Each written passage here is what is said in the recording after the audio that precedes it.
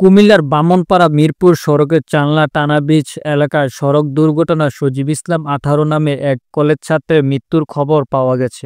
এই ঘটনায় ট্রাক্টর চালক সহ ২ জন আটক করা হয়। বিষয়টি নিশ্চিত করেছেন থানার অফিসার ইনচার্জ দেলোয়ার হোসেন।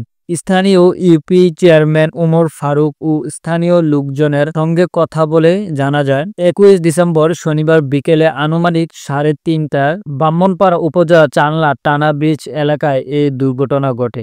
জানা যায়, নিহত সজীব ইসলাম চাংলা পদুয়া খামাচারা এলাকার আবুল কাশেমের ছেলে। সে চাংলা কেবি স্কুল অ্যান্ড কলেজ একাদশ শ্রেণীর শিক্ষার্থী ছিলেন। এ বিষয়ে জানতে চাইলে থানার এসআই কমল সরকার বলেন, শনিবার বিকেলে চাংলা টানা ব্রিজ হয়ে একটি ট্রাক্টর মিরপুরের দিকে যাচ্ছিল। এ সময় ট্রাক্টরের ধাক্কা লেগে সজীব ইসলাম নামে এক পথচারী ঘটনাস্থলেই মারা যায়।